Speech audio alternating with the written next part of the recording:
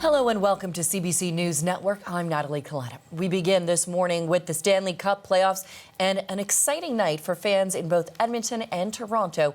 First, the Maple Leafs. They are heading to the second round for the first time in nearly 2 decades.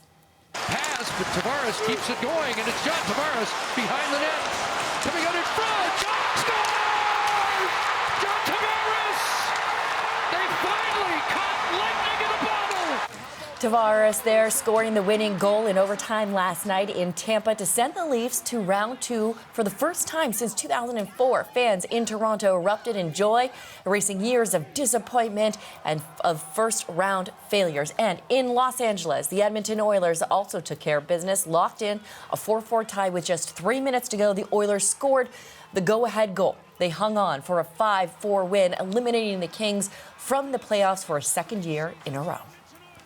Well, Maple Leafs victory kicked off quite the celebration in downtown Toronto. Our Greg Ross was right in the middle of it all. A massive celebration on the streets of downtown Toronto, and many of the people that are celebrating right now were either not born or not old enough to remember the last time that the Leafs advanced past the first round of the playoffs. But here it is. You guys came in dreaming that you would one day see this. It's finally come true. How are you feeling after watching the Leafs beat the Tampa Bay Lightning in the first round? I mean, it's truly wonderful. It was magic. It couldn't have ended in a better way. It was overtime. I was at Maple Leaf Square with my friends. They scored the overtime goal. Everybody goes nuts. It's a party. It's like a movie. It's truly a jubilee of emotion. It's picture perfect. You can see the excitement here. There was so much tension in that Maple Leaf Square for this game, especially when it was scoreless for the majority of the game. Fans were nervous. They did not want to go to Game 7. How did it feel to be there and watch that? Absolutely. It's just been great. The fact that we could beat and close out Tampa tonight just feels amazing. Everyone here in Maple Leaf Square is going crazy. I absolutely love the fact that we can beat them. Way to lose the drought. You were nervous, though. You were nervous going into this. I was nervous the whole time, but it's great that we won this out. We won the series, and I can't be more happier. Let's go, Leafs. Well, for the Leafs, their stars were stars when they needed them. Austin Matthews opens the scoring for the Leafs in this game, his 5th goal of the playoffs. And then John Tavares gets credit for the overtime winner as the Leafs win this one in the first overtime period. But in the meantime, you still have some celebrating to do, and I'm going to send it back to you. Well, last hour, we spoke to journalist Ed Kleiman about the series, clinching victories by both Canadian teams. We began with the Oilers advancing to the second round. A very different game than the one in Toronto. Goals all over the place. Didn't take long for Edmonton to get going with Connor McDavid scoring just over a minute into the game. It was 3-3 about halfway through the game. So there were goals all over the place. Certainly Stuart Skinner in goal for Edmonton was very busy. LA was really coming hard at them. But Edmonton, Klim Kostin scored to make it 4-3, his second goal of the game to put them ahead. And in the third period, as Edmonton was looking on a power play to put the game away, a really bad break for Stuart Skinner. He broke his stick trying to clear the puck up the ice. Philip Deneau was there for a gift of a goal, and all of a sudden Oiler fans are thinking, oh no, is this going to be a historic collapse? But Kyler Yamamoto scored with about 3 minutes to go, and Edmonton hung on 5-4. The Kings are done. The Oilers move on. They've got the Vegas Golden Knights yet next on their list. So happy days in Edmonton, a really entertaining game.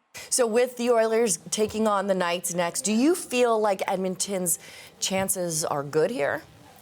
Oh, absolutely. Number one, they've got Connor McDavid and Leon Draisaitl, the biggest 1-2 force in all of hockey, playing really well. And with what we saw with Yamamoto and Kostin last night, there are other players who can contribute. And I think Stuart Skinner showed, despite that one hiccup there, that he can handle the big time pressure in net. So you put all that together, and for sure, I think Edmonton's going to be a force. Plus, they've got the experience of having gone quite deep last year, and they're capable of going one step further for sure. Okay, back to the Leafs now. How big of a win was this for the team, but also the franchise?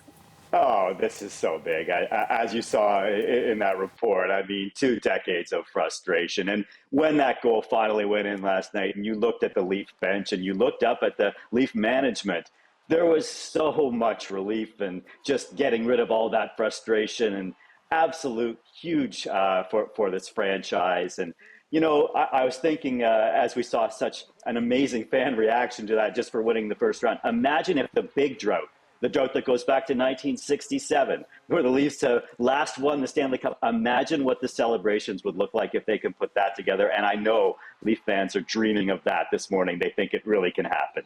Dreaming, hoping, praying, sending up all the vibes, all the places everywhere for them. Okay, who do the Leafs, though, play next? Set us up for us. We don't know yet, and this is where it gets really interesting. Game 7 tonight between the Florida Panthers and the Boston Bruins.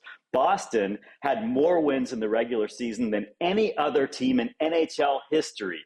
They were up 3-1, and yet these upstart Florida Panthers have won the last 2. They've been wild games. So I think Leaf fans are hoping for one more Florida win because Toronto would be heavily favored against Florida. On the other hand, if it's Boston, if there's one team that has been the source of so much frustration for Toronto in recent years, it's the Boston Bruins. They've beaten them in 2018, 2019, and of course going back to 2013 with an epic collapse that Leaf fans don't want to hear more about. There'd be a pretty intense series going there that Leaf fans would love to beat Boston. So either way, I think the Leaf faithful have got an entertaining series coming up, and they'll be ready for it. You can bet on that. That's journalist Ed Kleiman.